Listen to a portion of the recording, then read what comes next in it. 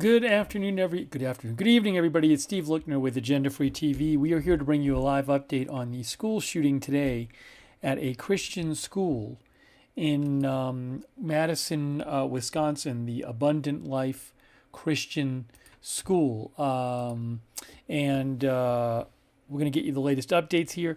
It's possible there will be another police update while we're on the air. I'd heard some talk of a police update in a little bit, but I'm not sure that that's going to happen. It's unclear. But we'll have to see what happens with that. But there was already a police update while I was away, and also some more updates have come out. So we're going to get you the latest updates here and take your comments and questions on the air. I am still in Mexico City, so I apologize. I am doing this on a makeshift setup. I am not in my normal studio, so I apologize for any kind of technical difficulties we might have. Okay, let's see here. And thank you to our moderators. We have Beth Mythical moderating right now. Thank you, Beth. Over there on YouTube, Ruth Kafasi and Sarah55 are both there. Thank you very much. We have Linda Belk and Larry moderate for us on X. Over there on Twitch, hang on. We have David Green, Hearsay, and Surly Dev there. Thank you. I want to just shout out our Facebook mods as well. If you give me 2 seconds here.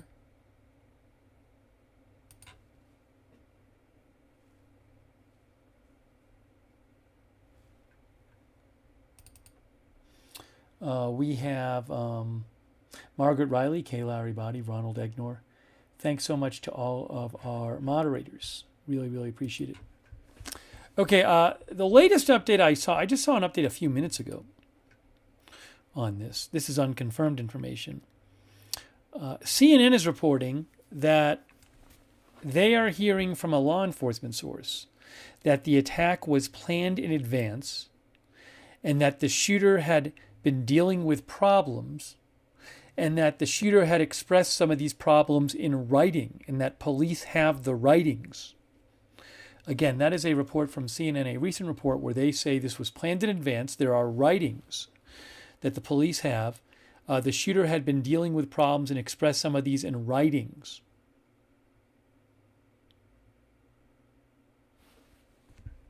Okay.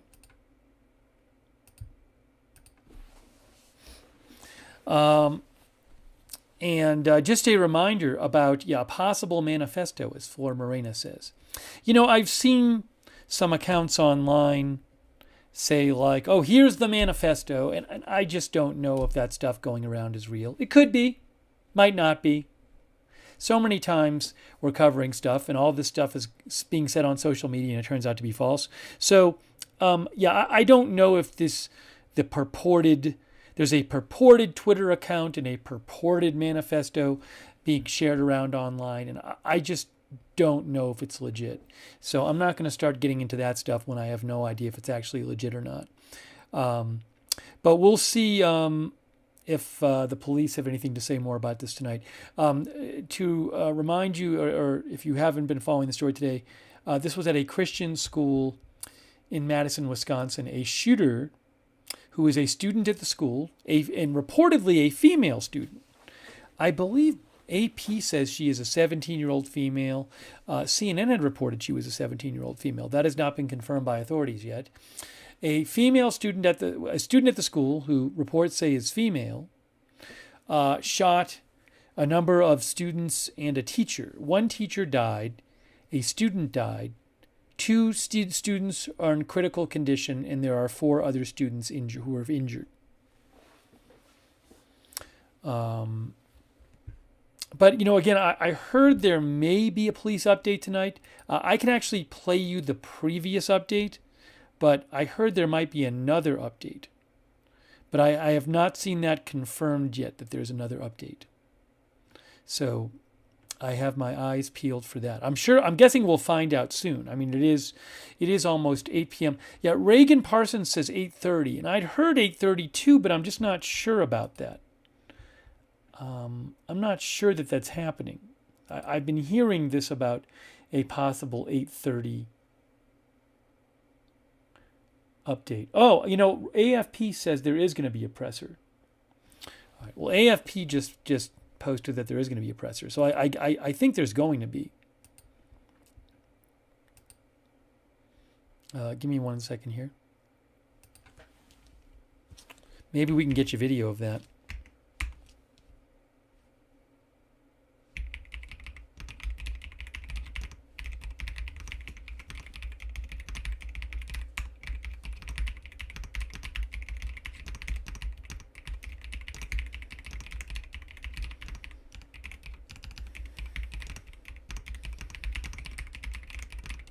Hang on 1 second here.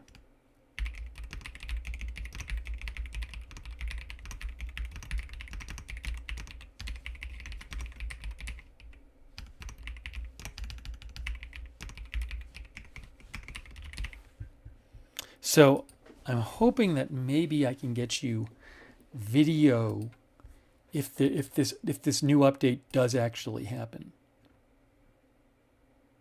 An earthquake in a 7.4 earthquake being reported in Vanuatu, in the water 30 miles west of Vanuatu.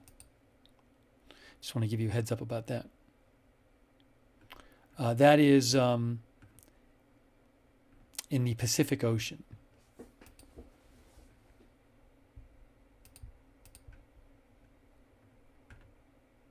EMSC posted it as well. EMSC said, I'm not going to cover this that much, but just so you know, there was they say felt in New Caledonia. Anyways, it looks, I just saw a report from an earthquake account I follow saying there's a 7.4 earthquake.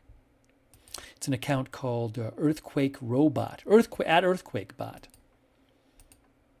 I wouldn't think there would be a giant tsunami from a 7.4 earthquake, but I will keep you posted. Yeah, again, just to let you know here, this is from EMSC. See? Earthquake confirmed by seismic data, 7.4, 21 kilometers west of Port Vila, Vanuatu, 8 minutes ago. That's from EMSC, at last quake.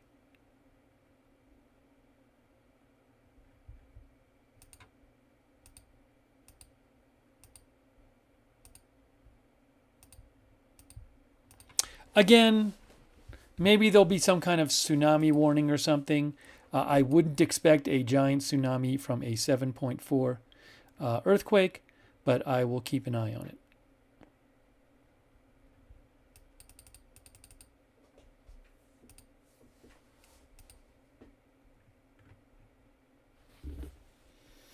And let you know. I mean, certainly it's something to keep an eye on.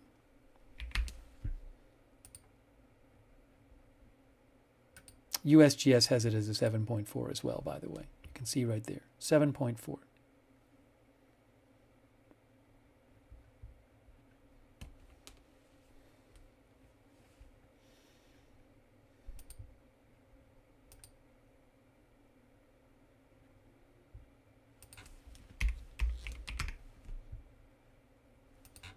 All right, so it's possible that in 33 minutes, tsunami threat. And again, I don't want to have this take over the entire broadcast. It says tsunami threat. This is from the Pacific Tsunami Warning Center. And they say there's no tsunami threat, blah, blah, blah, blah, blah.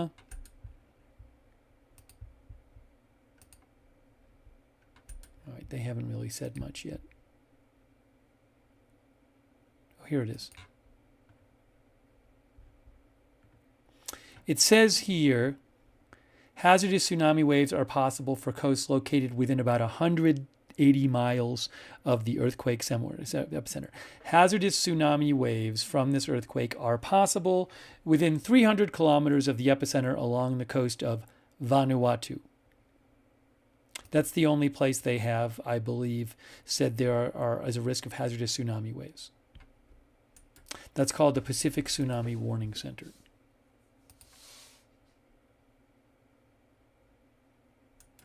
That's what they have said. All right, so we'll keep an eye on it.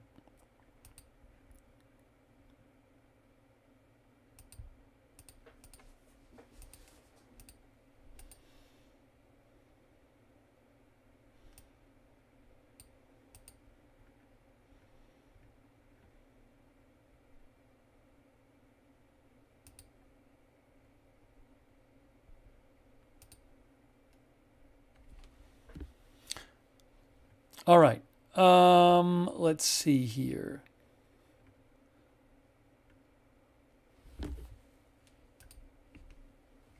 You can see teacher and a teenage student killed at a shooting at a Christian school in Wisconsin. I have a video of the previous police update, but I kind of don't want to play it yet because I believe soon we're going to get a new one. Oh, you know what? I'm seeing now that maybe it's going to be actually not clear. No. I don't have an exact time yet.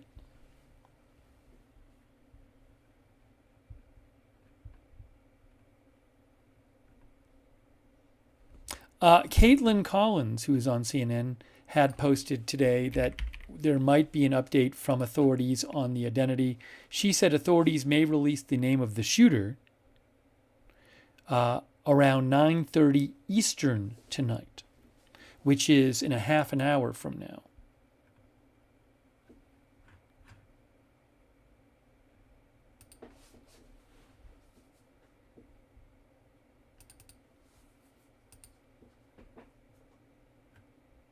So I'm thinking that might happen, and we'll cover it on the air if and when it happens. By the way, a quick thank you to our members like Harlod Shacklebonds, Jean Ann, Kim Owens, Mary Hodge. These are some of our members. Chupa Thingy, Chris Canada, Quebec City, thanks for your support, and thanks to our members Mitch and I Love Reading. Nope, authorities have not released a name for the shooter, a name of the shooter yet officially.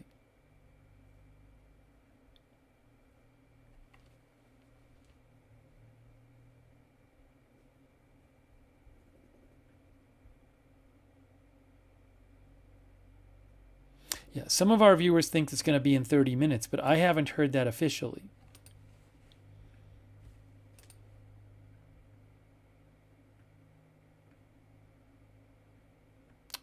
Madison police also reported there will be no access to Abundant Life Christian School this evening. We have been told there are potential vigils in the work for this evening outside of the school. At this time, no one is being allowed onto school grounds besides law enforcement.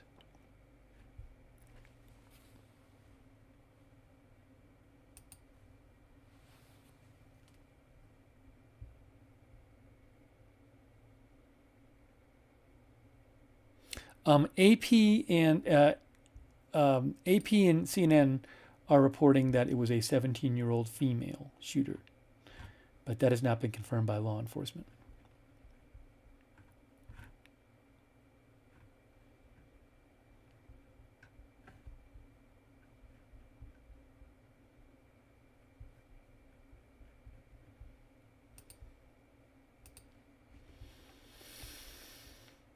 You can see here in this AP report, a teenage student opened fire with a handgun Monday at a Christian school in Wisconsin, killing a teacher and another teenager.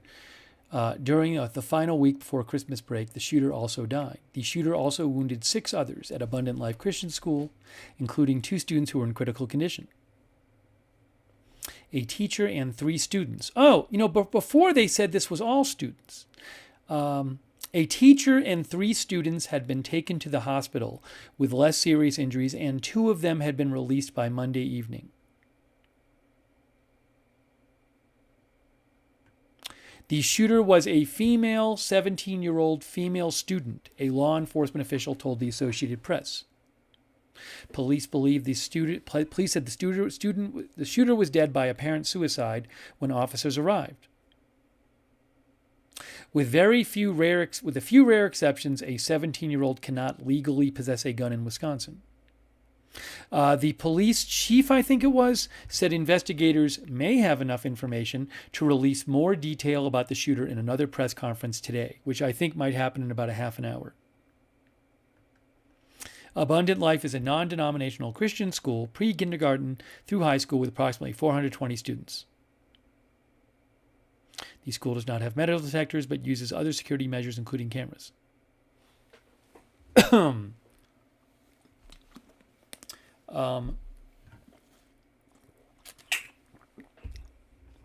The police chief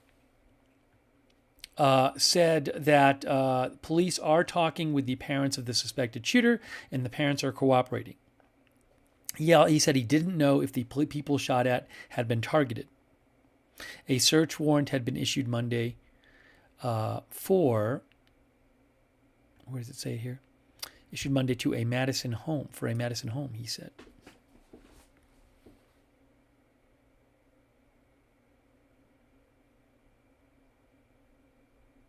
Wow, this was really fast. Someone from the school called 911 to report an active shooter shortly before 11 a.m. First responders who were in training just 3 miles away dashed to the school for an actual emergency. They arrived 3 minutes after the initial call, and they went into the building. Classes had been taking place when the shooting happened. And again, the shooter was dead when they got there. Investigators believe the shooter used a 9mm pistol.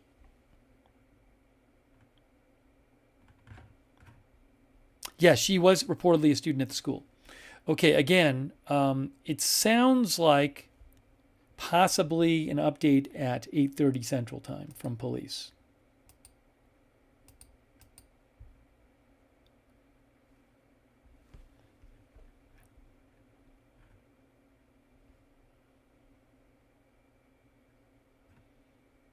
Where did she get the gun? That authorities have not said that yet. Why is the name not released? You know, in an earlier press conference today, it sounded like they were trying to give the family some privacy. That's kind of how I took it. I mean, maybe there's other reasons too.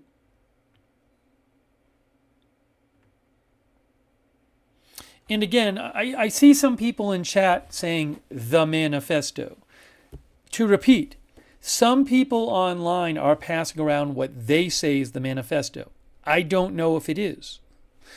Some people are saying there are photos of her online. I don't know if they're legit. It is a regular occurrence on these broadcasts that many people quote stuff they see online as true, and it ends up being 100% false. So I'm going to wait until some of this stuff is actually confirmed, or I have a good, reliable sourcing for it before I start saying it's true. It could be true, but I don't know.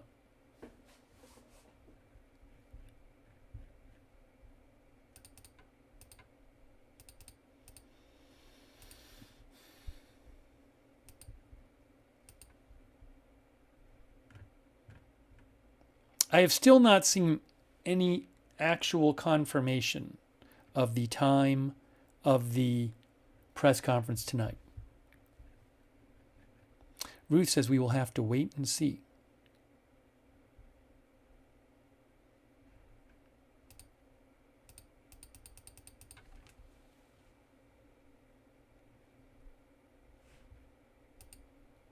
If you have comments, you can write to me on X at Lookner. If you want, I can play you. I don't want to confuse people, but I could play you the earlier update from like 2 hours ago, but I don't want to confuse people.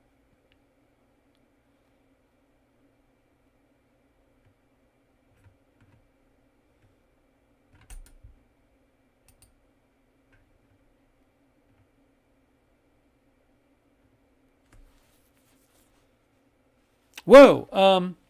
Hey, neighbors told, so there's police activity at a home in Madison.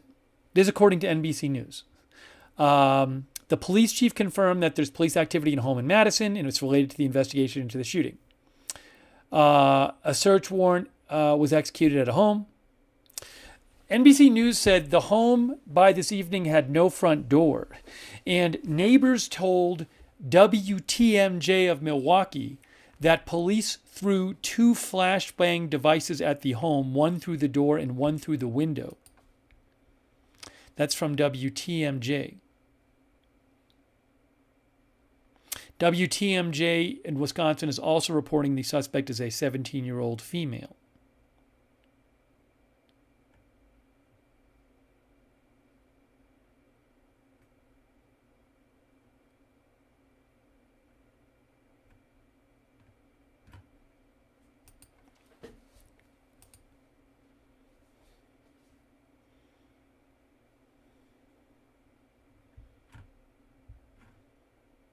Dr. McRib said, did they think they were booby traps? I don't know. I don't know if that's kind of a standard thing they might do. But again, NBC News reported that. Closed captioning, I make it available whenever I can. I don't control it. Sometimes it appears on the YouTube broadcasts, and sometimes it doesn't. I'm sorry if it's not there. There's nothing I can do about it. I haven't turned it off. I want it to be on. I never switch it off. But if it's not playing on YouTube, I'm sorry.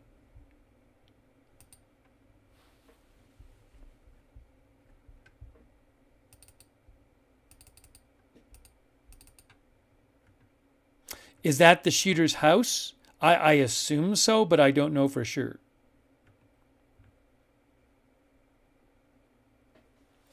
Thanks, by the way, Red Squirrel, for your support. And also, thank you, Red Squirrel. And thank you, Robin. And Hey New Girl. And Kepi K. And Mary Hodge. And Kim Owens. And Jean Ann. And Chalk Dust Torture.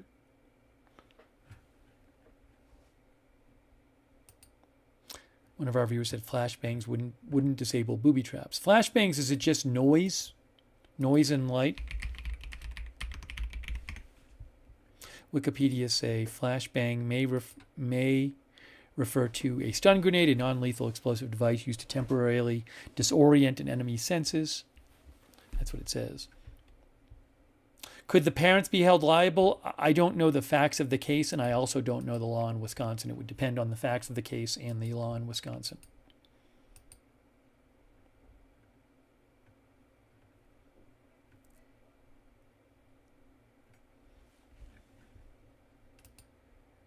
Hold on a moment. Hold on.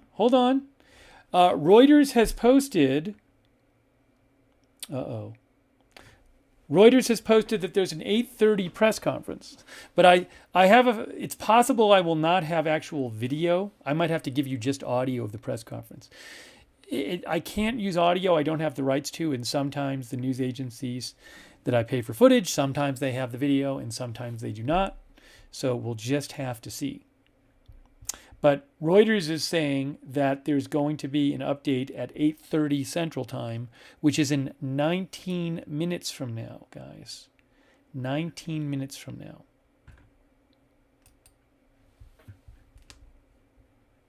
So we might be here. The police might identify who the shooter is in 19 minutes.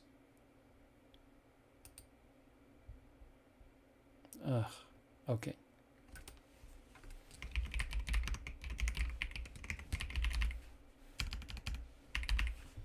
So as of right now, I will have just audio for you, but maybe that'll change.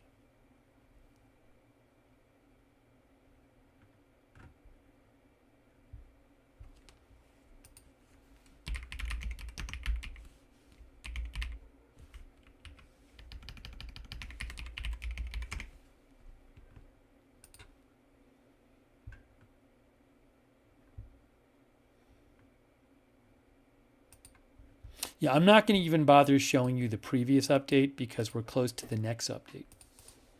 Again, supposedly in 18 minutes, we will be getting a new update from police. Aleppo Gambit says if she's a minor, they may not have to release her identity. I don't know how that works. I assume it's going to get reported one way or the other, I would assume. I mean, I think the police know who it is, My guess is a lot of people in the community know who it is. My guess is that there were people who witnessed it.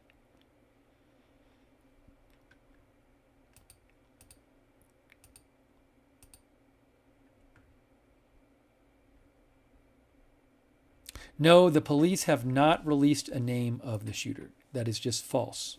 There has been no identity released by authorities.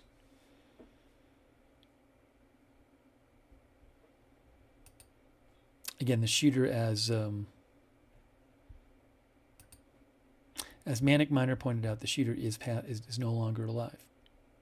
Was the supposed Twitter page of the shooter real? I do not know.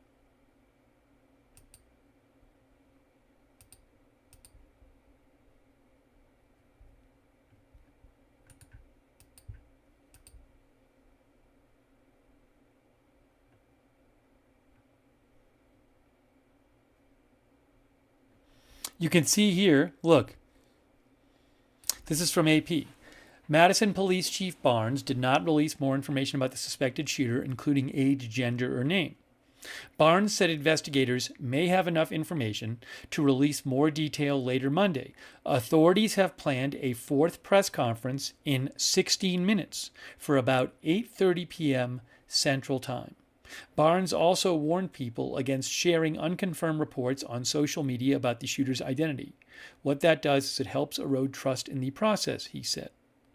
Experts says school shootings by teenage females, have been rare. School shootings by teenage females have been extremely rare in U.S. history, with males in their teens and 20s carrying out the vast majority of them, according to David Reedman, founder of the K-12 School Shooting Database. In a blog post last year, he pointed to a handful of school shootings that involved perpetrators who identified as female, including a 16-year-old girl who shot and killed 2 and injured several others at a San Diego elementary school in 1979.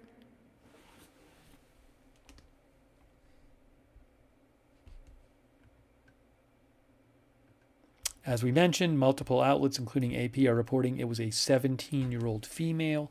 That has not been confirmed by law enforcement. LL says, yeah, very rare. Press conference supposed to happen in about 15 minutes.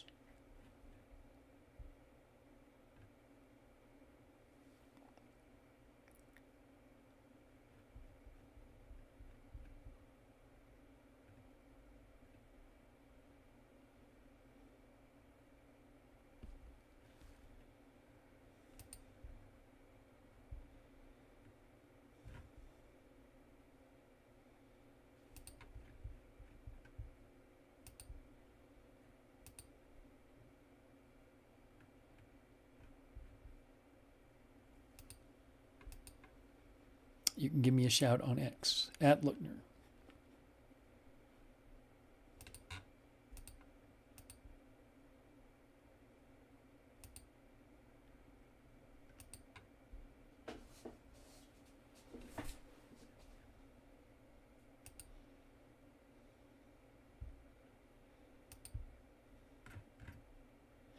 Let me just check if I see anything else in the last few minutes as we wait for police to give an update.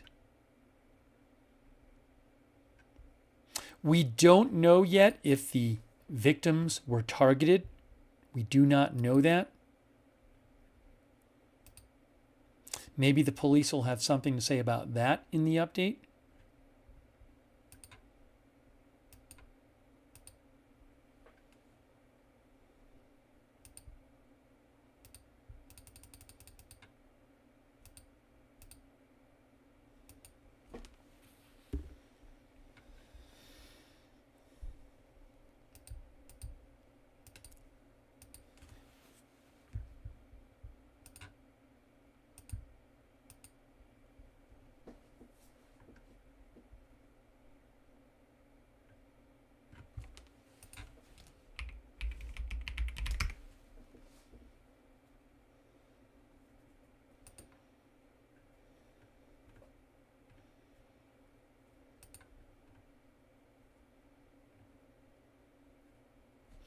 Reuters says the officials say the shooter arrived at school on time and pulled out the handgun about 3 hours into the school day, said officials.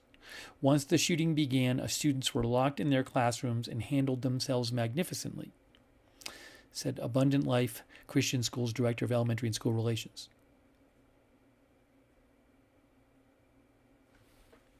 So the shooter arrived at school on time and pulled out a handgun about 3 hours into the school day.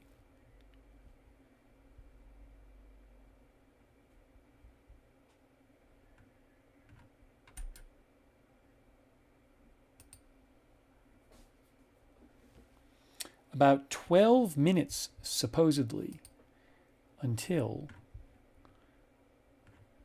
the press conference.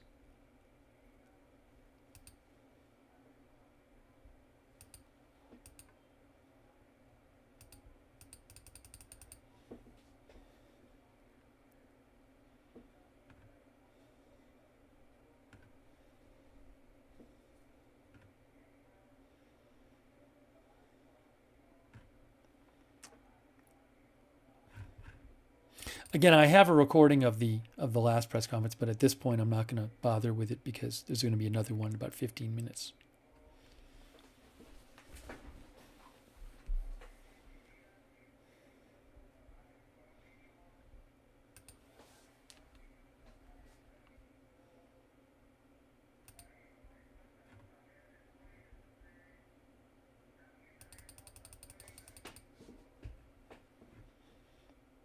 And again, I can only show the video that I have the rights to. Did the school's website ever start working again or not?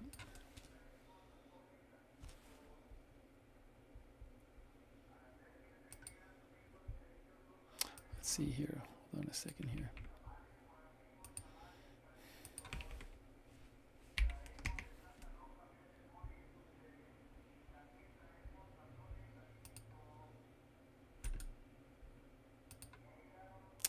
Oh, the school's website is working again if anybody wants to look at it. They say our mission is to develop students who are committed disciples of Jesus Christ through an excellent, comprehensive, biblically integrated educational program. The Abundant Life Christian School.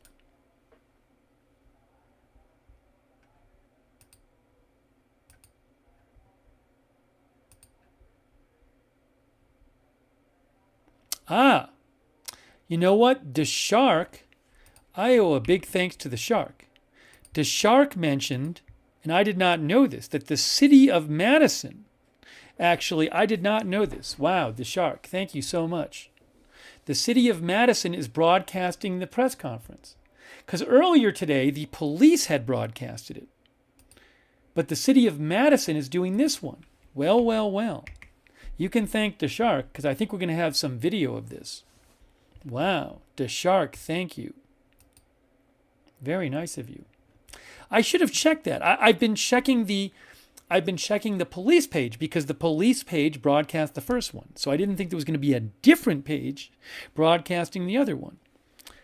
I got to remember to check that time. But thank you to the Shark. All right, let me actually get this on the screen for you guys. Wow, that's a big help from the Shark. I really appreciate that.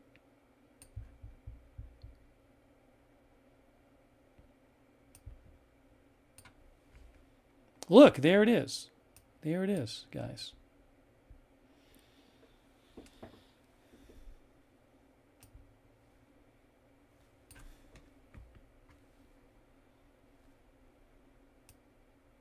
That is the City of Madison page.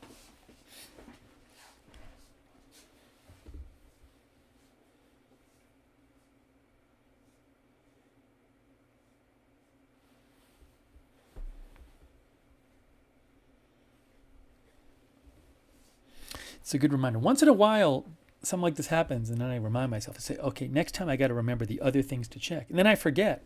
So I really appreciate the Shark mentioning that.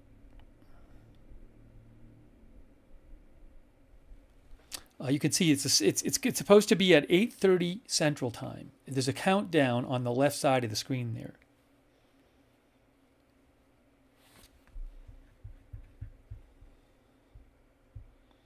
Quick thanks to Malta McMurchie, our member, and Sharon Hebert, our member. And again, thank you so much to our moderators. Again, I really appreciate them being there in the chat.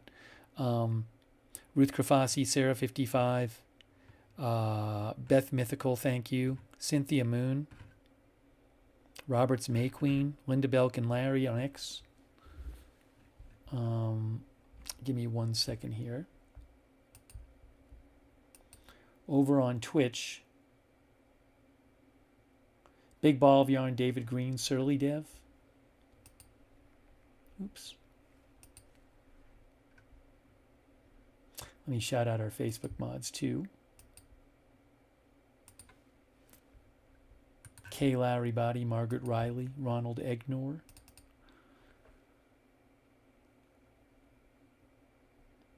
Paul Anderson, thank you.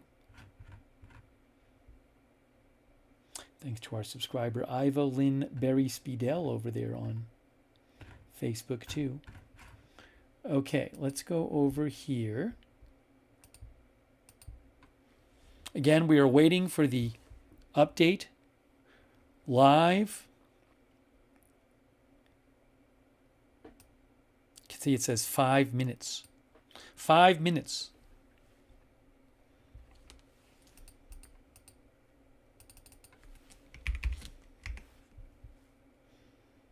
Oh, you know what I'm going to do?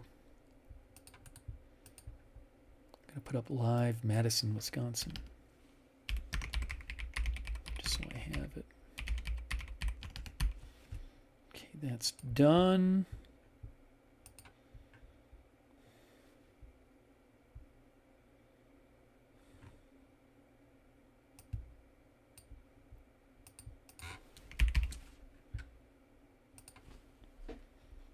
All right, so we might get the official identification of the shooter in about 5 minutes here as we wait for the live press conference.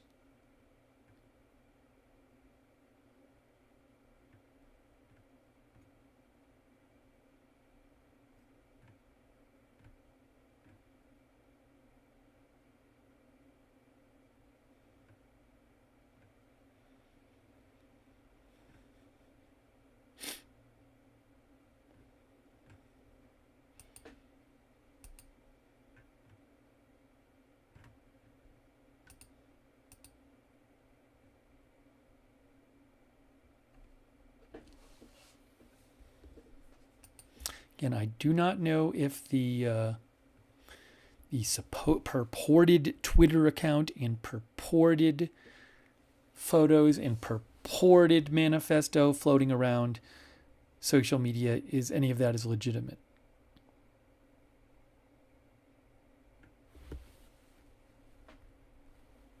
Maybe the police will say in the press conference something about the purported social media account or accounts and manifesto and photos.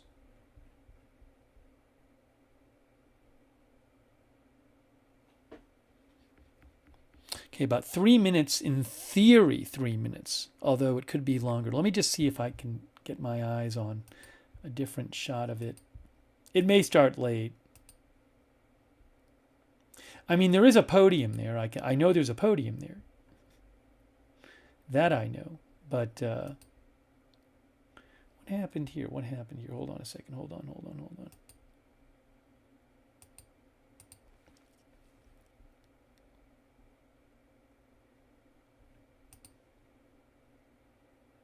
Yeah, I can see the podium, but it hasn't started yet.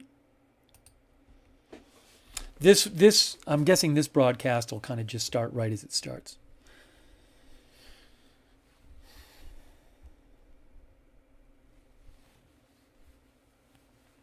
You can see their counter says 2 minutes.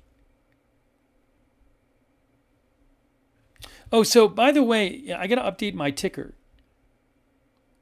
Because my ticker says the 4 other injured were also students, but that I believe got changed. I'm going to just take that off because maybe they'll talk about that a little later. The latest I saw is that of the 4 other injured, besides the 2 who were critically injured, it was 3 students and a teacher. 2 students are injured, critically injured with life-threatening injuries.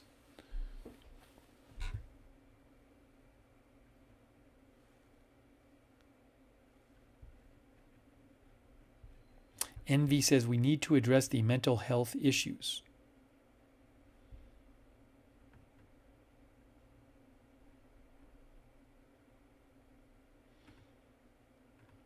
CNN and AP have reported that the shooter is a 17-year-old female.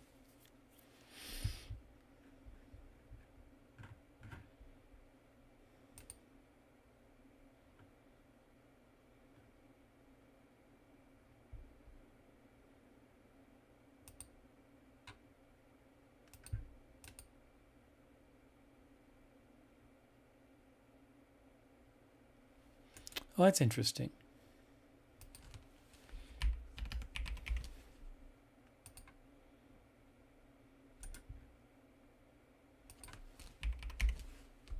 Oh, hold on a second.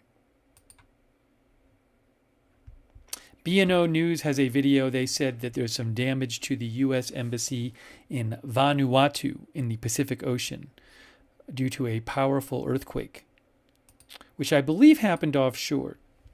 I'll post a link to that video from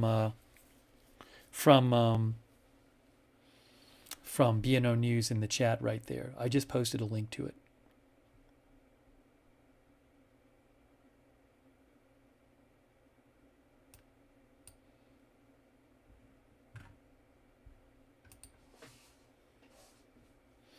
All right, any moment now, this is going to start.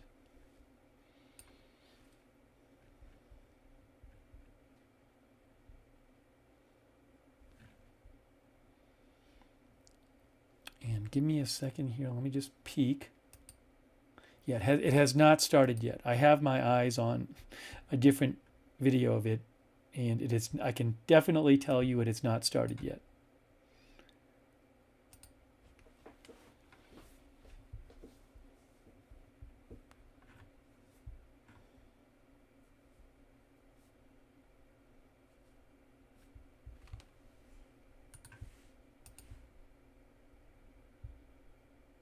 I should also I should have the ticker say, reports say the shooter was a 17-year-old female.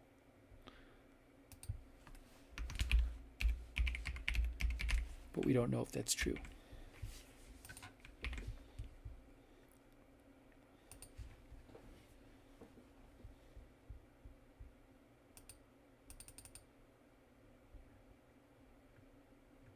Again, the news conference has not started yet. We will have live coverage when it starts.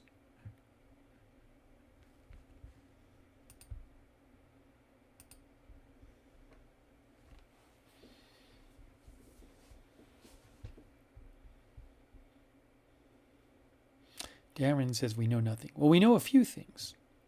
Maybe we'll know a lot more after the press conference.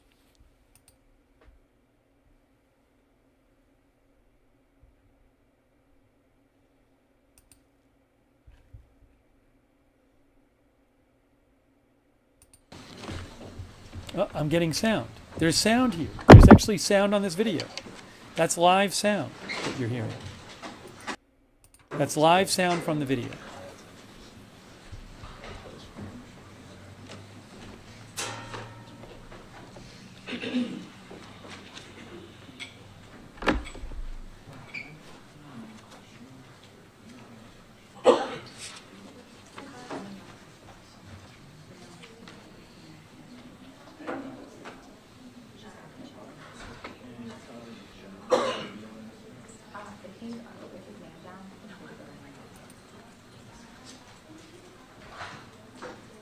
This is about to start. When it starts, they will go to questions just like last time afterwards. I assume. Or is it audio? Do they Again, not have good video? evening, everyone. Oh, here it is. My name is Chief Sean Barnes, SHONBARNES. I'm going to give you a detailed briefing of everything that happened today and include some new information that was not available earlier, as I promised. The Madison Police Department responded to a mass shooting at the Abundant Life Christian School today. Officers were dispatched to the school, which is located on the city's east side at 10:57 a.m. They arrived to find suffering from gunshot wounds. 3 people, including the shooter, are dead. The shooter has now been identified as 15-year-old Natalie Rupnow, who went by the name Samantha. She was a student at the school, and evidence suggests she died from a self-inflicted gunshot wound. The official cause of death will be released by the Dane County Medical Examiner pending the conclusion of their examination. She was pronounced deceased while in transport to a local hospital. A teacher and a teenage student were pronounced dead at the scene at that school. 6 other students and a teacher were injured and taken to area hospitals. 2 students remain in critical condition and have life-threatening injuries. A teacher and 3 students were treated for non-life-threatening injuries. 2 of these have been released and discharged from the hospital. The other 2 survivors are considered to be in stable condition. At this time, we believe there was only one shooter involved. We are still working to determine a motive. Detectives have talked to her family members this evening, as well as conduct a search of the shooter's home here in Madison. The shooting happened inside a classroom in a study hall of students from mixed grades. A document about this shooting is circulating this time on social media, but we have not verified its authenticity. The Abundant Life Christian School is being monitored by police overnight. At this time, no one is allowed inside or on the school property. The Madison Police Department is aware that people are hoping to hold a vigil at the school tonight. We're asking you not to do that, as this location is still an active crime scene. So I'm going to go over the timeline of events for you. At 10:57 a.m., a 2nd grade student called 911 to report a shooting had occurred at school. Don't let that soak in for a minute. A 2nd grade student called 911 at 10:57 a.m. to report a shooting at school. Officers were dispatched to the school at 10:57. A deputy with the Dane County Sheriff's Office was the first officer to arrive on the scene at 11 a.m. 24 seconds later, the first Madison police officer arrived on the scene at 11:01 and immediately entered the school. Officers bravely entered the building as soon as they arrived, not knowing what they were going to encounter. At 11:05, officers inside the school alerted people that the shooter was down and that a gun had been recovered. At 11:05, the Madison Police Department also began setting up for parents and guardians at what we briefly described earlier for you as a reunification center that occurred at 11:05. The Madison Fire Department was dispatched to the scene at the same time. They arrived at 11:05 and began linking up with officers who were also inside, and they were instrumental with providing aid to victims who were suffering from gunshot wounds, potentially saving lives. The first public notice about the shooting was posted on the Madison Police Department Incident Report website at 11:13 a.m. Officers began clearing the school building at 11:14, and bomb dogs started to clear the facility at 11:23 a.m. The Madison Fire Department began transporting patients at 11:26. Again, we want to stress that EMS arrived on the scene at 11:05, immediately connecting with officers to enter the scene, not knowing what they were going to experience. Press briefings occurred at 12:15, 12:30, 5:30, and now at 8:30 p.m. Central Standard Time. Let's talk a little bit about our law enforcement and our community partners. Multiple agencies assisted with the response to the shooting. The Madison Fire Department and several other Dane County and EMS agencies, the Dane County Sheriff's Office, the University of Wisconsin Police Department, the FBI, the ATF, all have played major roles in our response and in our investigation.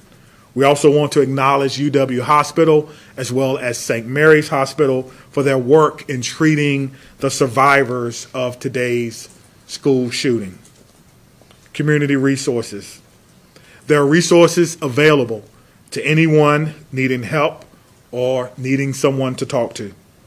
The Crime Response Unit with the Dane County District Attorney's Office have been mobilized. This is a group of people who are trained to help victims of mass violent incidents. This group is made up of social workers, attorneys, victims, professionals, former law enforcement, and other stakeholders in our community. If you need assistance, you can contact the Crime Response Program between 8 and 5 during the daytime. I'll give that number again, 608-284-6908, and you can reach them after hours at 608-376-0164, 608-376-0164 after hours. The Wisconsin Department of Justice's Office of School Safety and Office of Crime Victim Services are also providing resources during this critical time. Their Critical Incident Response Team program is designed to minimize the psychological impact of a school critical incident and helps to provide long-term mental care long after this is over. And I don't know how we can minimize what has happened today, but we're going to do the best we can to provide services for all of these children and staff. We cannot forget the staff who bravely took care of their students during this harrowing time. We also want to thank employees of the Dean Healthcare, which we spoke about before. Again, the clinic shut down for the day, and employees assisted with our unification process.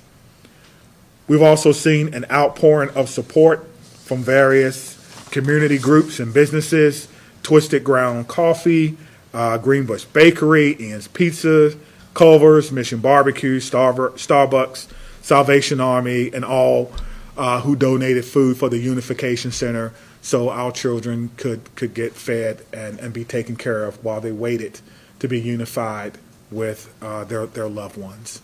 So a lot has gone on today. I can tell you that it's not over. I can tell you that our officers and our detectives and our investigators will have to be told to go home. No one is thinking about going home right now. They're going to still work as long as they can to find as much information as they can.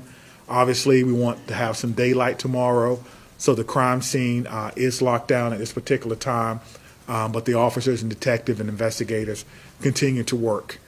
This has been a rough day for our city. This has been a sad day. This is going to be a day that will be etched in the collective minds and memories of all those from Madison. It's been a long day for you as well. Thank you for covering it, trying to get the information out to the public as early and as often as we can. And with that, we'll take any questions. All right, Laura, do you want to go first? Oh, sure.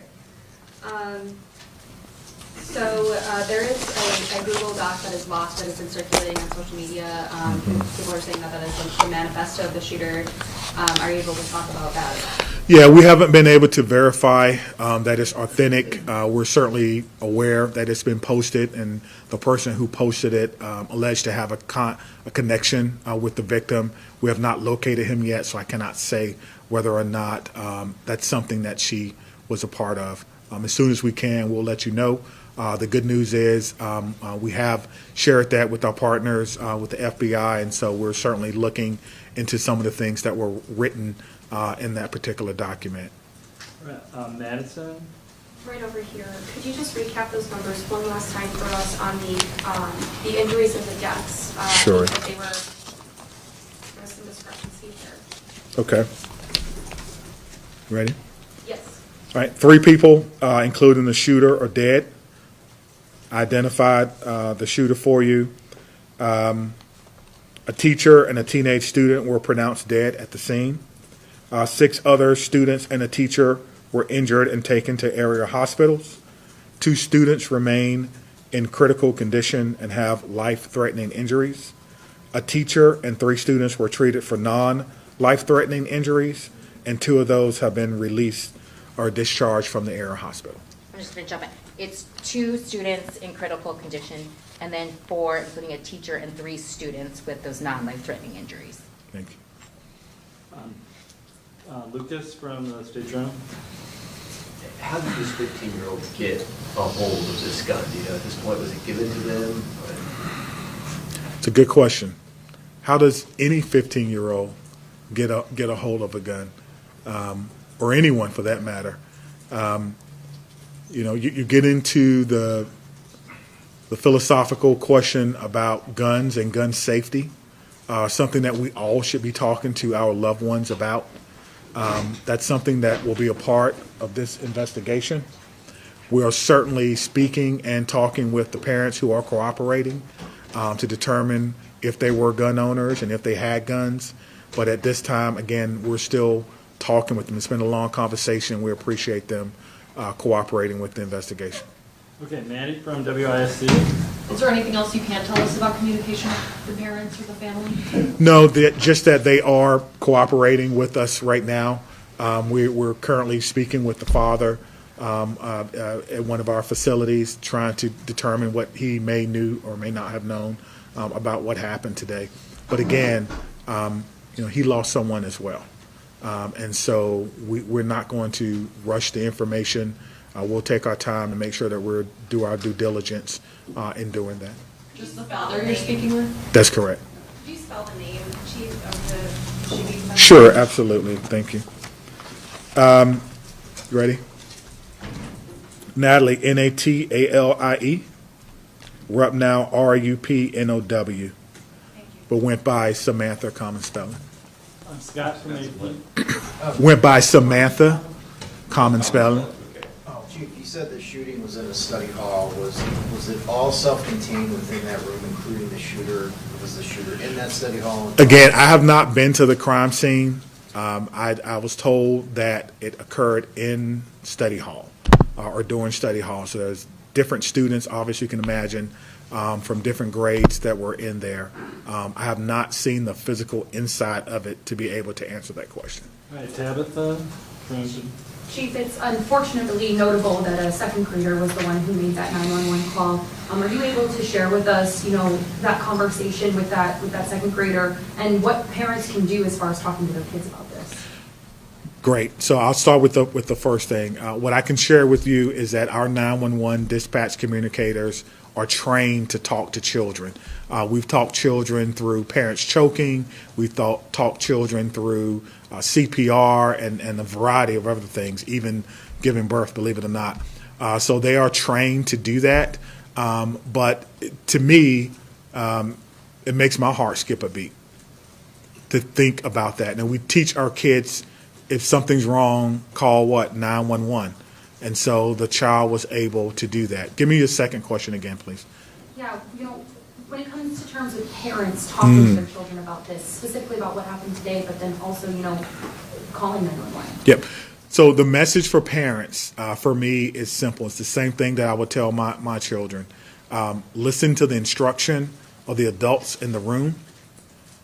Run, find somewhere to hide, find some cover, find something that may shield or guard you. But the most important thing is listen to the adults in the room, because they've gone through the training to perhaps keep everyone as safe as they possibly can. Phoebe from Wisconsin Watch. Chief, there's been a lot of misinformation online, including from prominent Moms for Liberty activists in Wisconsin claiming that the shooter was transgender, which is a reaction that we see across the country in wake of mass shootings, to claim that trans people are dangerous. Can you respond to that directly in regards to this? Yeah, I don't know whether Natalie was transgender or not. And quite frankly, I don't think that's even important. I don't think that's important at all. I don't think that whatever happened today has anything to do with how she or he or they may have wanted to identify. And I wish people would kind of leave their own personal biases out of this. We have people who showed up to work today to help kids be better who are not going home. And we have lost members of our community who are children, including the shooter. So whether or not she was, he was, they were transgender is something that may come out later.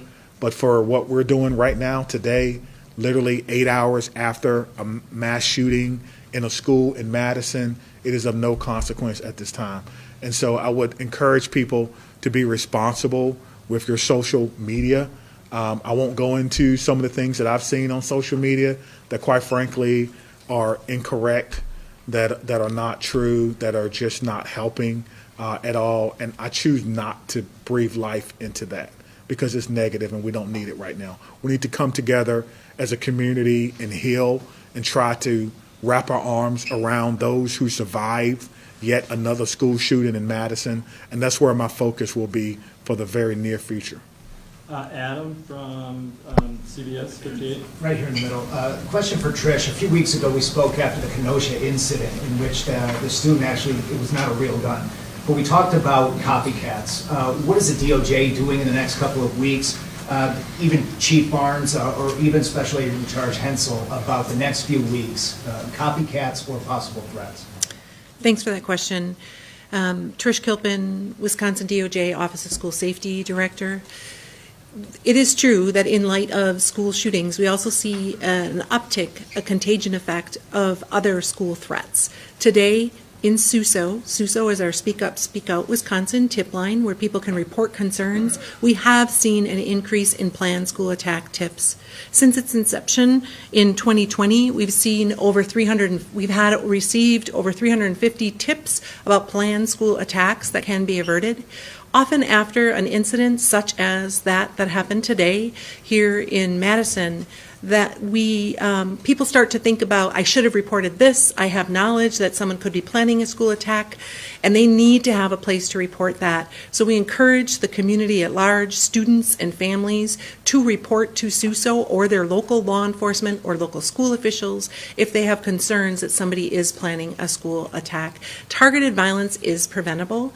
When somebody decides to use violence, it's often to redress an upset or a grievance, and they progress down a pathway towards that violence. And when they do that, they often study previous school shooting incidents. So I implore you all to be responsible in terms of how we report this. We do not want to give a blueprint of a manifesto to future people who are thinking of solving their upset with violence. And so Speak Up, Speak Out Wisconsin has received an uptick in tips today. I have communicated with schools across the state as well as with DPI about how to manage and handle those tips, whether it's an anonymous threat or a threat specific to a student. At my office, we teach across Wisconsin behavioral threat assessment and management. This is the process rooted in the scientific body of knowledge of threat assessment of how to determine if a child poses a threat or has made a threat. We have trained thousands of people across Wisconsin, and we continue to do so. So we encourage schools to contact us for information on those trainings and on those tools that we have available to all schools, public and private and tribal, to prevent school violence here in Wisconsin, which is our mission. And Sarah from WPR. What are the gun policies at the school? Are guns allowed on the school property? For example, are staff at the school allowed to have firearms? No, we don't have any guns on the school grounds.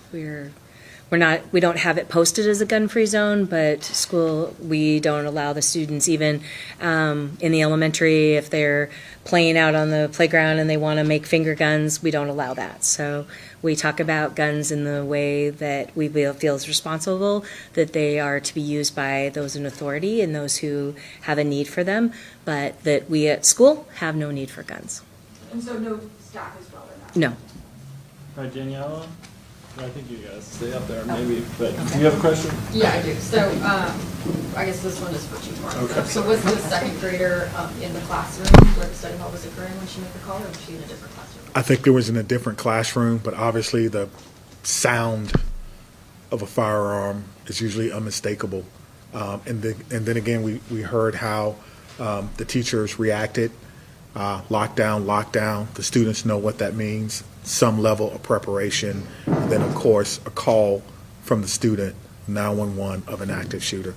Just want to speak to something that was said in the back about copycats. I can't remember who asked that question. So anyone who makes a call or threat to a school, we will investigate that. And if you're found to be the person to make that call, you will be arrested. You will be arrested. All right, Ken from WKBT. Yeah, Barbara, I know this is still incredibly early, but is there a thought process on what the school would like to do in terms of security moving forward? Rethinking what's currently in place? I know we talked about facial scans, but does the school feel like it needs to change anything about its security apparatus? So we're not the experts in security. We work with the experts in security, and so obviously as we go through this process and review it, we'll talk with those who have better knowledge than we do. We have done everything that we could within our ability to secure the school and to provide a safe learning environment as well as working environment for our staff and our students. But as we review things, that would be something that we continue to do with our Madison Police Liaison and then the Office of School Safety. So I can't speak to that now just because it's so close, but obviously that is something that we will continue to look at. We want our students to feel safe and our faculty to feel safe and guests to feel safe when they're at Abundant Life. I'll speak to that. Jenna? Let me just speak to that again. We stated this earlier, there'll be an after-action report where our police department, fire department, all those who were involved will sit down and we'll go through this event. And so the after-action report is not to find fault. It's not to find liability. It's to find areas for improvement for everyone.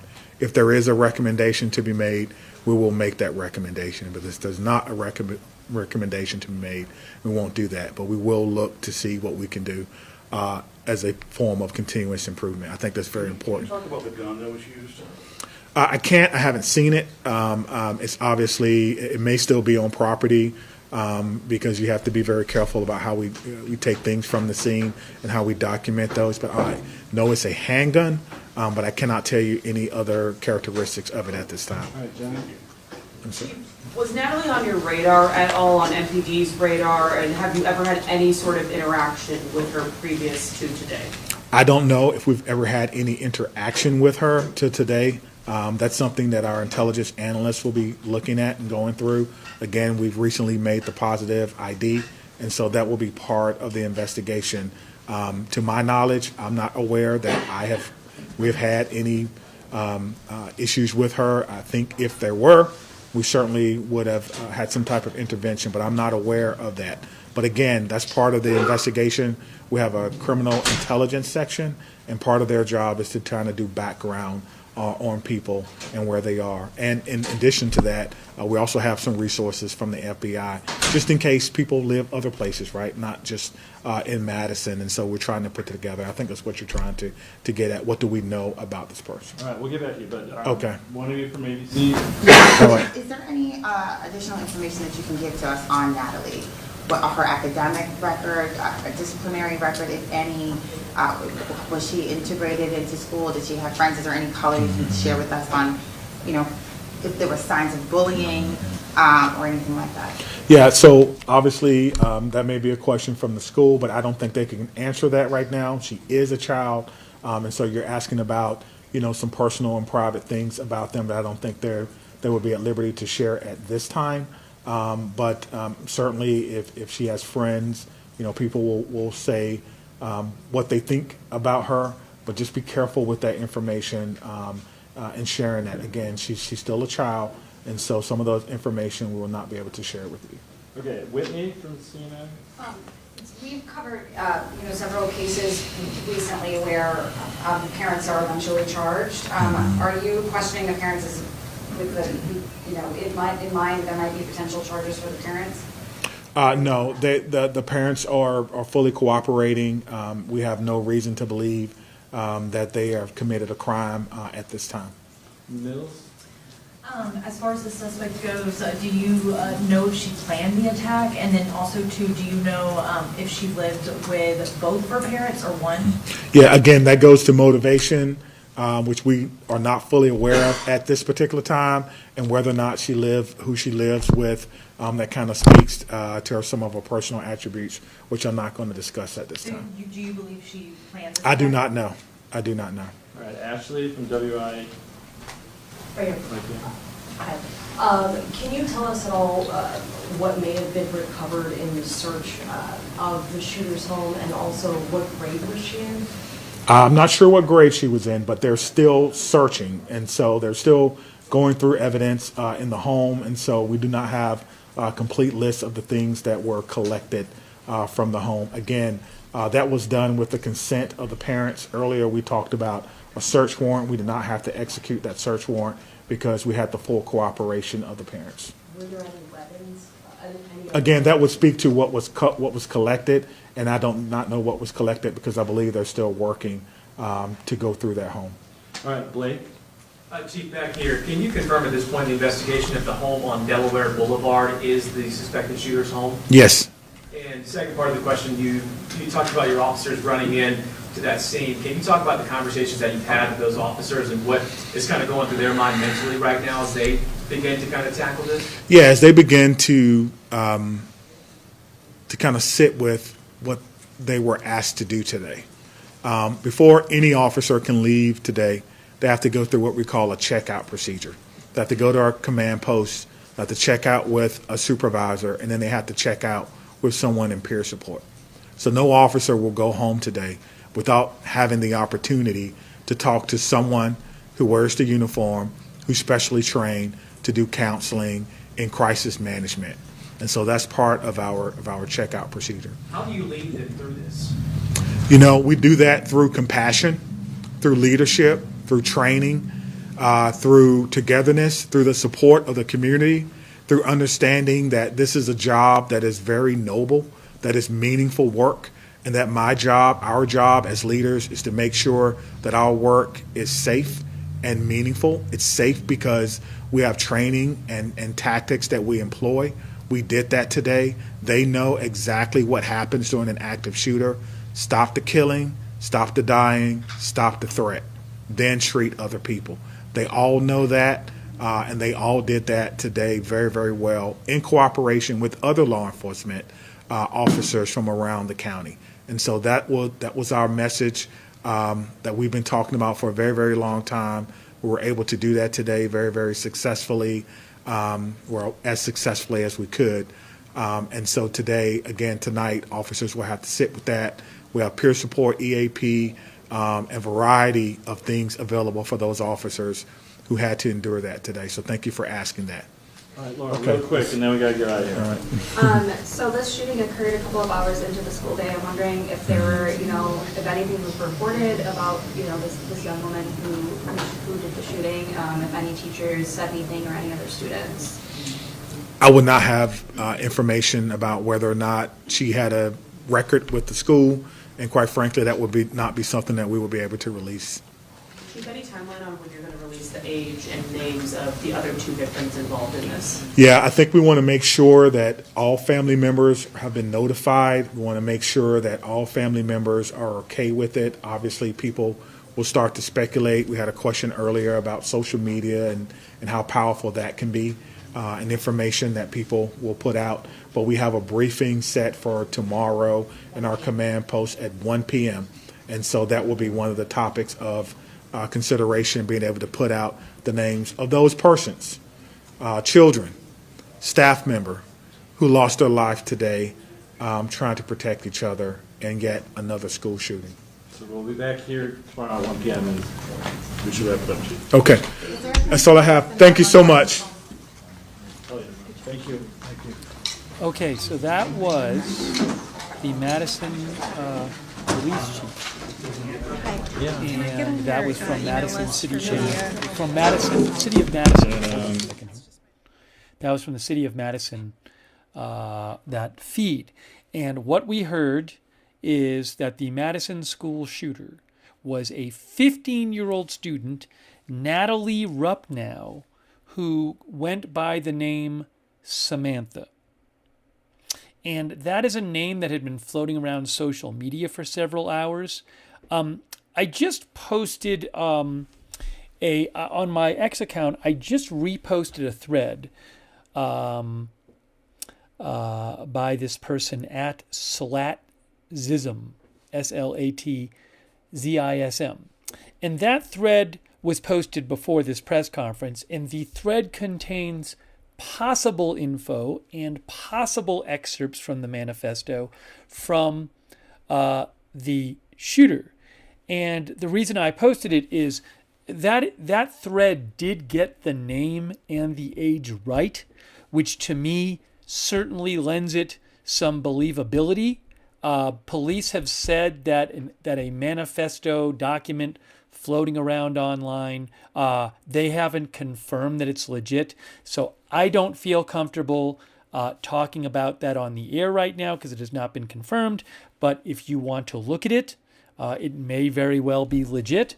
I know some of you have already looked at it, but if you want to, I did repost it on my X account, which is at Lookner.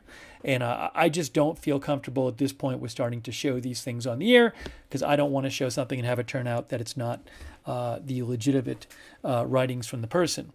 But I did want to let you know that you can go look at it, and if you want to, and look at it as much as you want.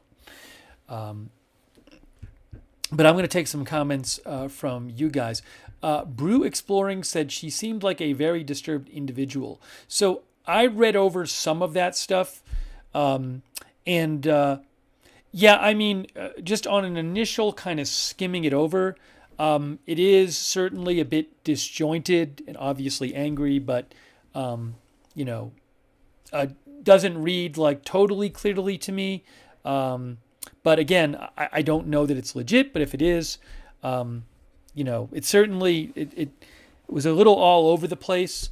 But again, if you want to look at it, you can look, but again, I want to be careful here because that has not been confirmed. But 15 years old, and also the first that police heard of this was when a second grader called 911. That's what the chief of police said. A second grader called 911, and that is the first that they heard of it.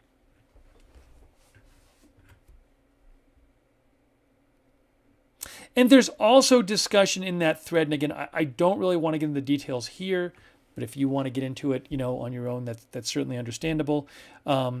Where the person who posted that thread, and I reposted the thread, said that they talked to the alleged boyfriend of the Wisconsin shooter. And I've seen some stuff where some people say that he was posting on social media today and talking about it. And again, I can't confirm this stuff right now, but it's out there. If you want to, you can go look at that thread. I know a bunch of you have seen it. I did post it on my X account, and you can, read all the details there.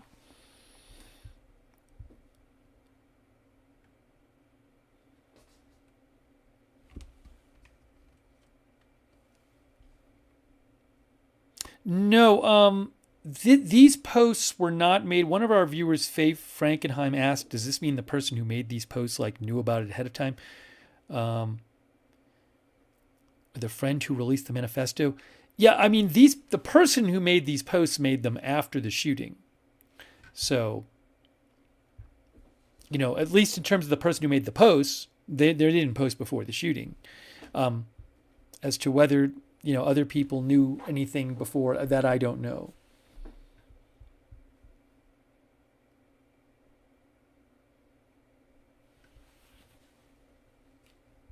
And again, my X account, I'll post a link to my X account, and you can go there and you'll see the link to that thread, and you can read the thread if you want.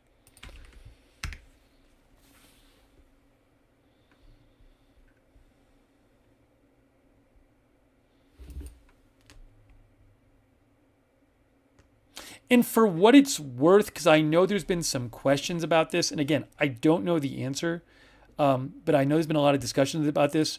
The person who posted this thread, and again, the thread did get the name and the age of the shooter correct, which I think says a lot for it, says that she was born biological female, and that she was not transgender. And I'm just bringing this up because I know there's been some discussion of this. And again, I can't confirm anything, but I do think it gives the source credibility when they did get the age and the name of the shooter correctly before it was reported by authorities.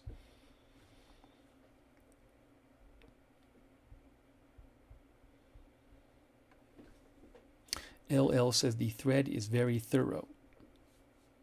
And again, I do want to caution you that information has not been confirmed by authorities.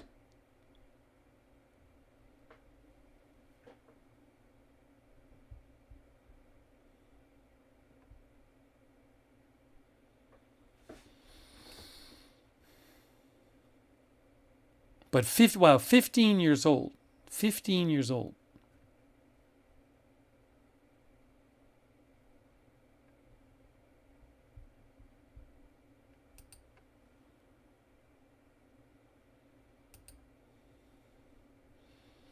Is Trump going to say anything? I don't know if he has said anything about this. I haven't checked his social media. I think there was a White House statement earlier today. I need to check that too, though. I'm not aware of that Trump has commented on this, and I might be wrong about that. I don't see anything on his Truth Social.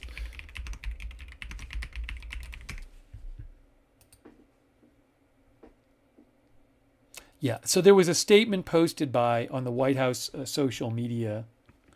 You can see a Biden statement which says, oops.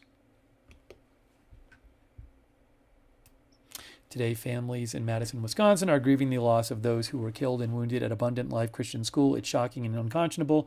We need Congress to act now. From Newtown to Uvalde, Parkland to Madison to so many other shootings that don't receive attention. It is unacceptable that we are unable to protect our children from the scourge of gun violence. We cannot continue to accept it as normal.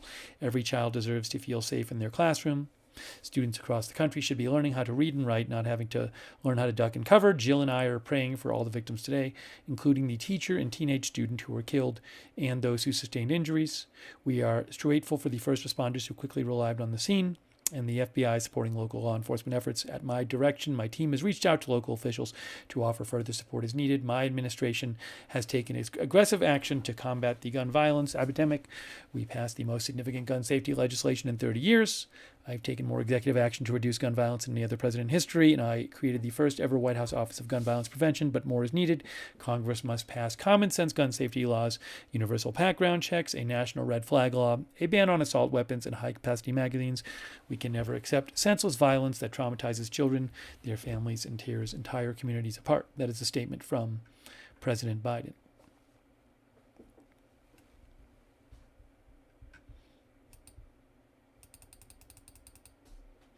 Whose gun? Am I right in that the police didn't get into the specifics about where the firearm was gotten from? I believe that's what happened in the press conference. Is that was not gone into specifically, and that was being investigated. So I don't believe there's an official word on that right now.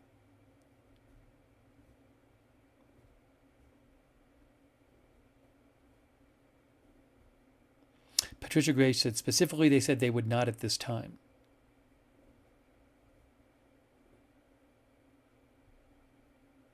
And again, there's some stuff being reported on social media. The officials, the police have not said anything about that specifically.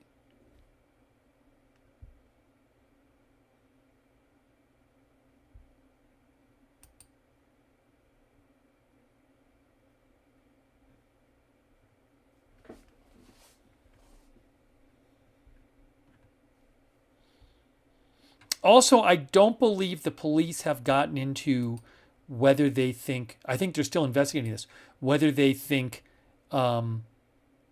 particular people were targeted. Also,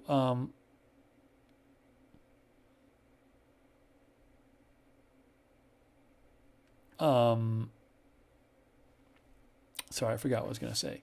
Yeah, they haven't even identified the victims officially yet.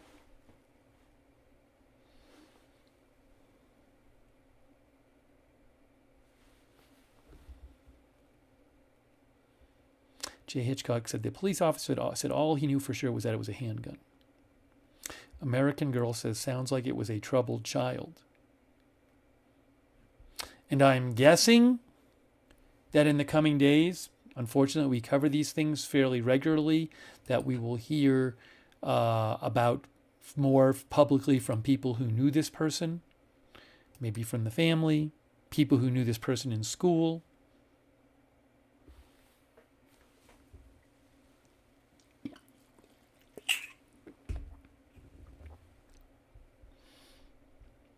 But wow, I mean, just this idea that a 15-year-old female nonetheless, but just a 15-year-old,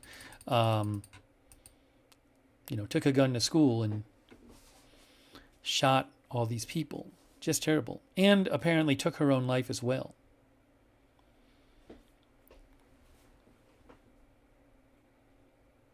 Remember, when the police got there, the shooter was already down. The police didn't fire a shot.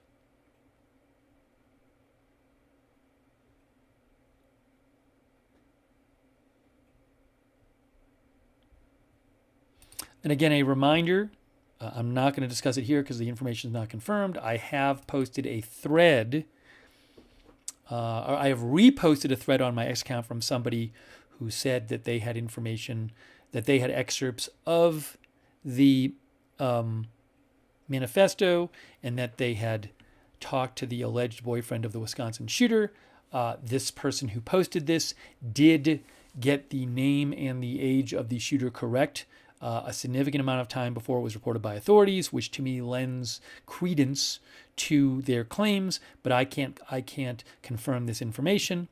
But if you want to see it, I did post it on my X account @Lookner. If you go for it, if you go over there, you'll see it there, and you can read through the whole thread.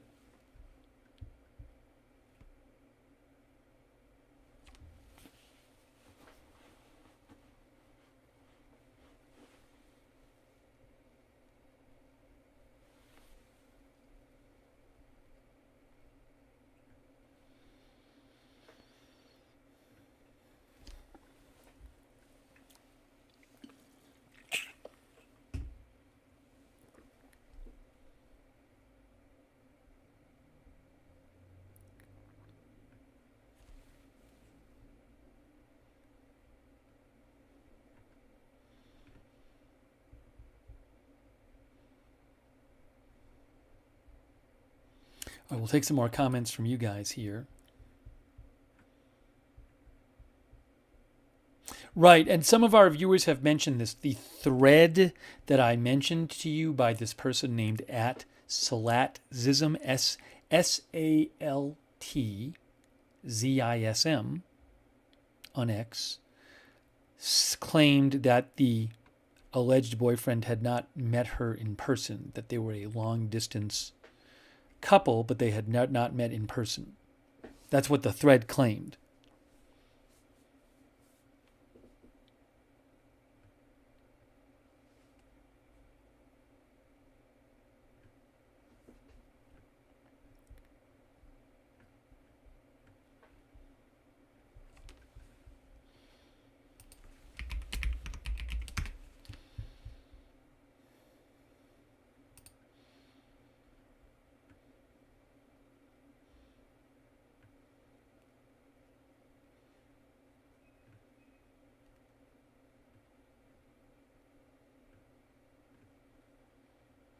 Also, it hasn't been confirmed. It is possible that that Twitter account, X account, there were some people saying, hey, this X account, we think it belongs to the shooter. And it had posted, there was on this X account, I believe just before the shooting, about 10 minutes before it got called in or so, minutes before the shooting, there was an X account that posted a photo of it looked like maybe in a bathroom, somebody making an OK sign with their hand. I don't know for sure if that is from the shooter. That might be the shooter's X account. That has not been confirmed by police.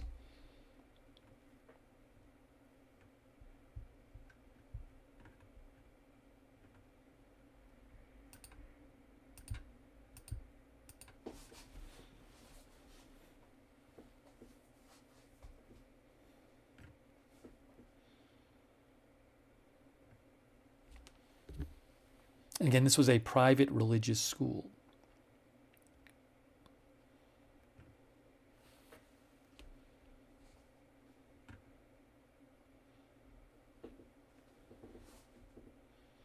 Berry thinks 15-year-old females don't just do this kind of thing. I think she was heavily influenced.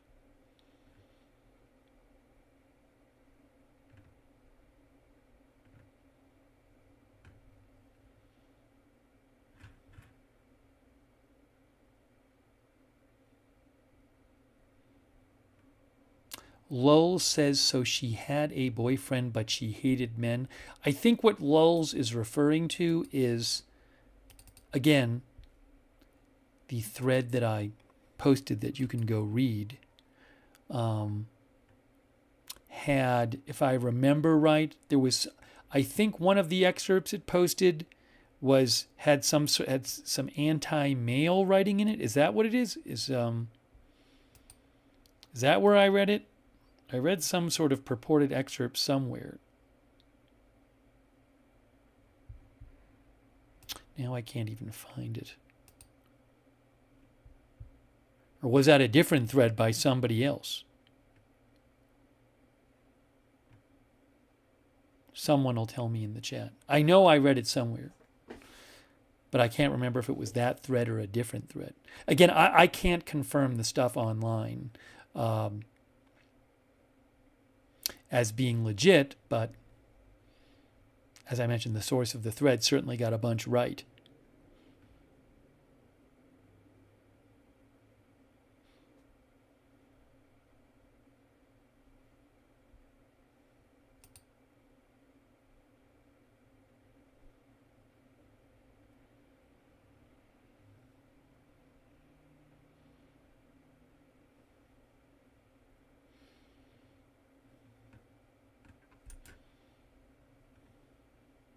Anyways, I can't find it now.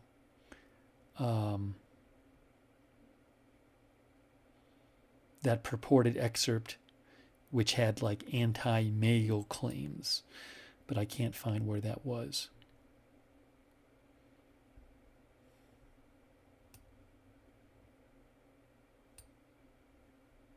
One thing I thought when I read that, and again, I don't know if it's legit, is, we don't know who was shot. If it turns out that everybody shot was male, right, that could be significant.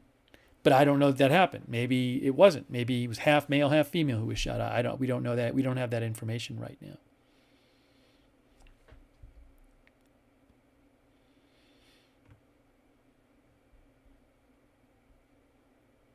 KB Camino says, seems she hated everyone as she hated humanity. I think, again, KB, I believe, is basing that off the alleged excerpts.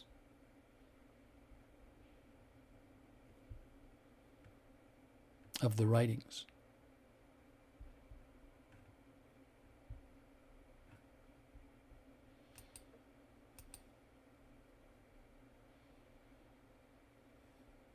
Is it true that one of our viewers said there was a female teacher and a female student dead?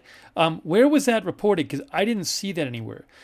Was that said in the press conference? I thought in the press conference they didn't specifically say anything about the victims. But maybe I'm wrong about that. I have not heard. It's possible that there's local reporting on the victims. I haven't seen it. I don't believe I've seen any information. Hold on, let me see something here.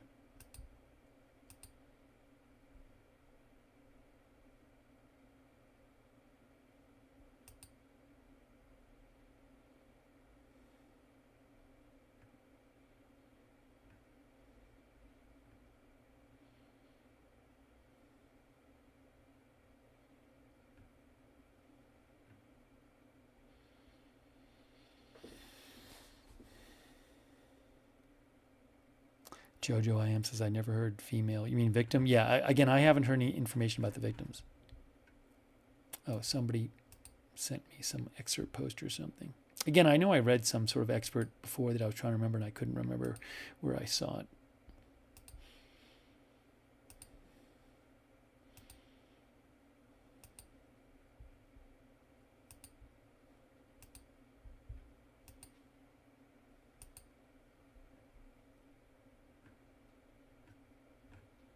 Does anyone in the chat remember? Oh, hold on a second. By the way, there was a new post by the DHS about the drone sightings. DHS, FBI, FAA, and Department of Defense. They say that having closely examined the technical data and tips from concerned citizens, we assess that the sightings to date include a combination of lawful commercial drones, hobbyist drones, and law enforcement drones, as well as manned fixed-wing aircraft, helicopters, and stars mistakenly reported as drones. We have not identified anything anomalous, they say. We have not identified anything anomalous, which is strange, out of the ordinary. Hold on, I'll show you this.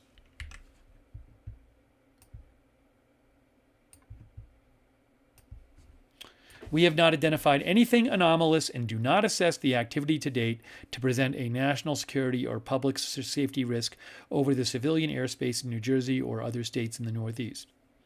I reposted this if you want to read the whole thing. But basically what they're saying is every single sighting is one of these things: a lawful commercial drone, a hobbyist drone, a law enforcement drone, or a fixed-wing aircraft, helicopter, or a star mistakenly reported as a drone.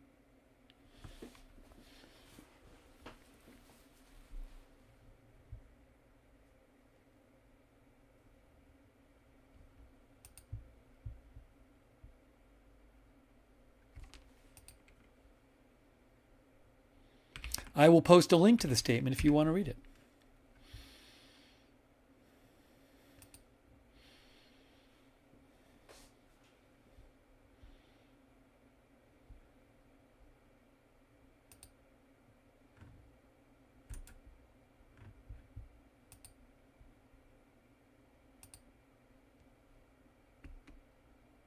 They also said there have been a limited number of visual sightings of drones over military facilities in New Jersey and elsewhere, including within restricted airspace. Such sightings near or over DoD installations are not new.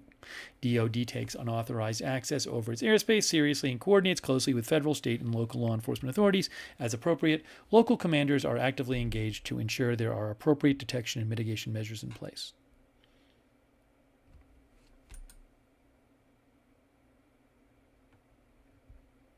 KW says, I assume a small school. I mean, it's a fairly decent sized building. That's from Google Maps right there.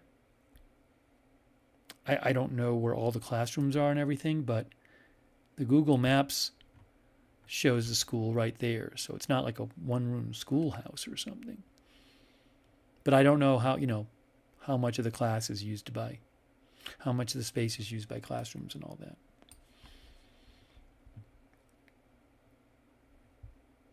I think the enrollment is 390 students according to Wikipedia. Then one of our viewers said 420 kids. I think around 400 students.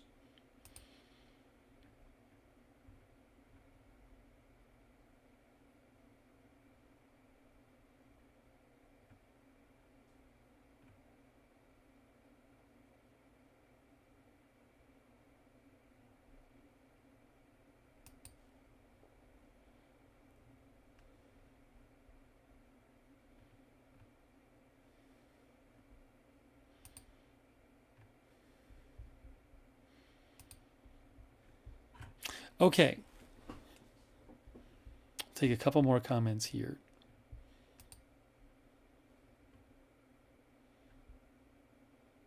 Captain Cheese Pants says school shootings in America are an everyday thing. I mean, it's not every day, but unfortunately, it's a regular occurrence.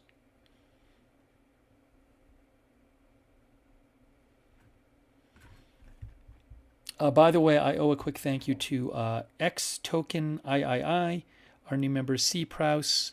Thanks for your support, Malta McMurchie, Sharon A. Bear, Red Squirrel, Your Russia 1989 over on Twitch. Thank you. Roger Shoemaker says too regular of an occurrence. All right. Well, look. So we got the update from police. Again, the shooter is 15 years old. Natalie Rupnow, who went by Samantha.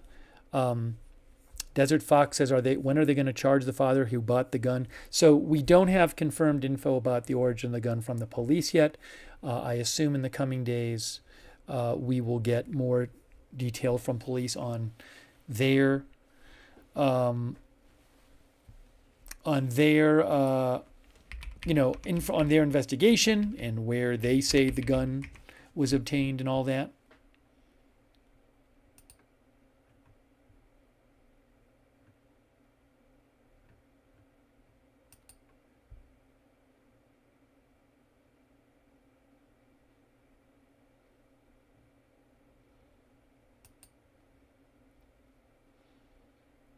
By the way, does anybody remember, again, because I can't remember where I found it, I saw someone post something which purportedly was from the shooter's writings, there was part of the writings which had some anti-male stuff, anti-man stuff. It's not the whole thing.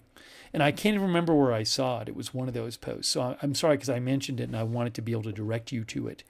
And I literally just can't remember where I saw it. So I apologize for not being able to find it.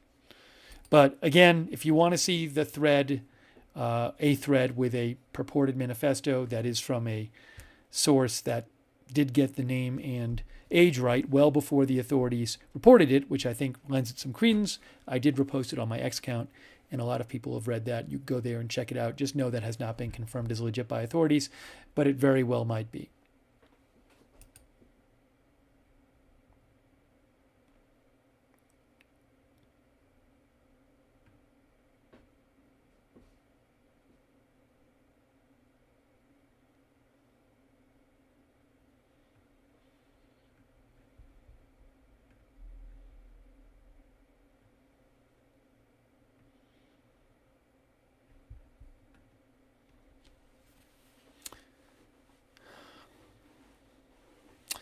Lisa Boyette, our viewer, says if the manifesto is truly hers, seems like a lot of hate directed toward her parents. Obviously filled with hate and major mental health issues.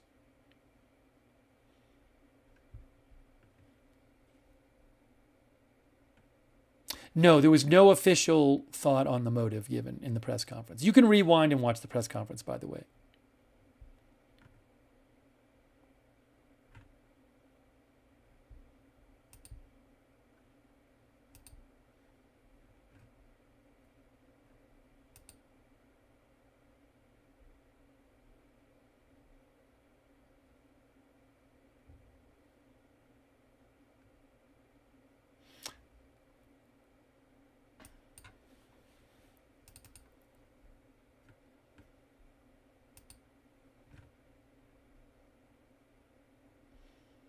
Oh, another viewer.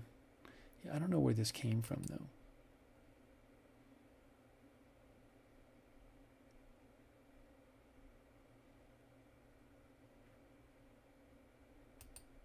Yeah, another viewer just sent me this purported writing by her, which was anti-male. Again, I can't confirm that, so I just don't know. Anyways, so look, at this point, I'm going to start wrapping up this stream. If you want to, you can go look at the purported manifesto stuff, and I'm sure there's plenty of people online discussing it. But I'm going to wrap this up right now. Maybe we'll have some more coverage of this as details continue to come out. But I do appreciate you guys joining us for this stream. as I've said earlier, certainly condolences to the teacher and student who were killed today, and thoughts with those 2 students who were in critical condition with life-threatening injuries, and hopefully the 4 other people, the 3 students and the teacher, will recover completely. I believe 2 people have left the hospital. I believe that I saw that earlier. Yeah, two injured in shooting discharged from hospital, AP had reported.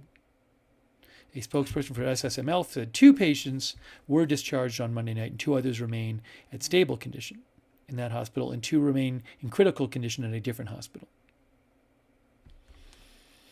Okay, so I do really appreciate you joining. If you want, you can subscribe, follow the channel Agenda Free TV. We cover all kinds of live breaking news without an agenda here. Agenda Free TV. I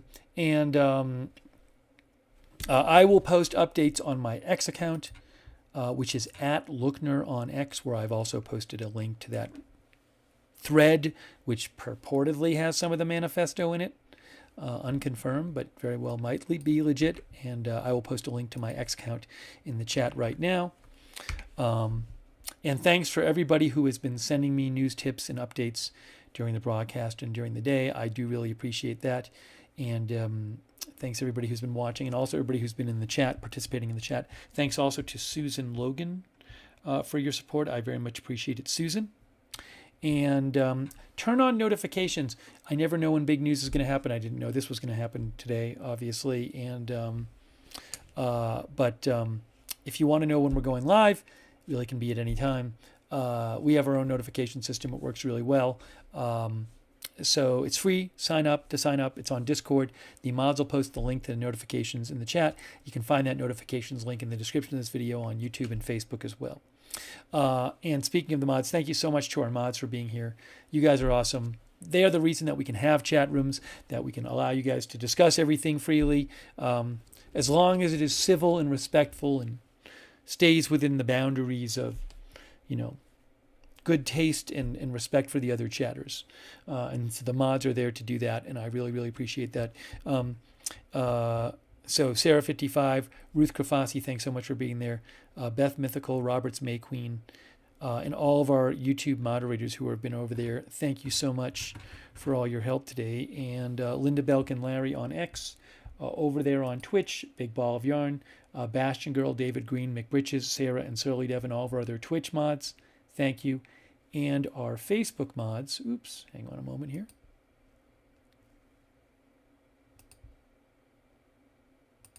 Our Facebook moderators, want to thank them.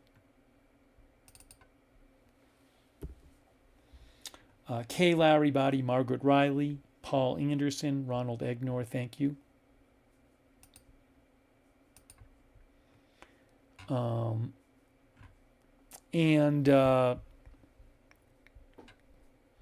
Thanks again to all of our mods. Also, we do have a chat where you can chat with other viewers when we're not live, the Discord chat. Check it out. It's the same link as the notifications. It's also free. And thanks to our Discord mods, by the way, but check out our Discord chat. And also, another good way to find out what's going on with the channel is at Agenda Free TV on X. I always post there when we're going live and give you an early heads up at Agenda Free TV, and I'll post scheduling updates and other information about the channel there at Agenda Free TV on X. And what else did I want to mention? What happened here? Okay. If you do watch on YouTube, I would suggest turning the YouTube notifications on as an extra way to find out when we're live. But it's kind of strange how you do that. So if you're on X and you subscribe on X, make sure you have the notifications bell checked there and you choose all notifications. So you're getting all the YouTube notifications. I want to say thanks to our Facebook subscribers for supporting the channel, like Eve Richards, Margaret Riley, Kay Lowry Body, Lou Green, Robert Rial II, and our viewers over there on Facebook, people like Carol Thorpe Stankard, and Miguel Sabio, Tammy N. David, just to name a few. Marjorie Jones. and all of our other viewers over there on Facebook. I appreciate you watching, and a special shout out to our subscribers. Susan Parslow Lounsbury, thanks for watching.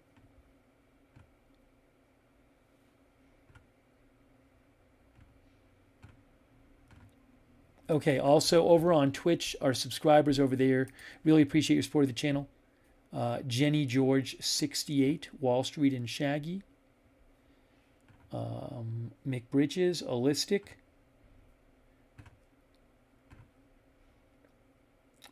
KC Comey.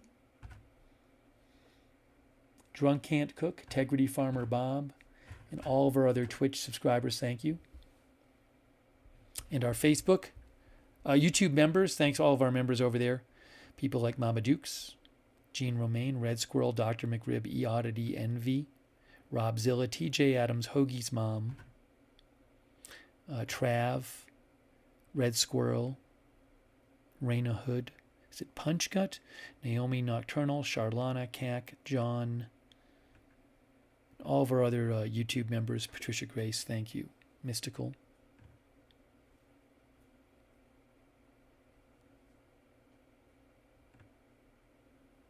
Thank you, Tanked, and all of our other viewers. Susie Irish, our member, and all of our other viewers. Eschew Cognitive Dissonance as well. Dissonance, and all of our other viewers as well. All right, guys. So that is it for now. We are going to wrap this up. Maybe we'll cover again, depending on how the news develops. And I will post updates on my X account.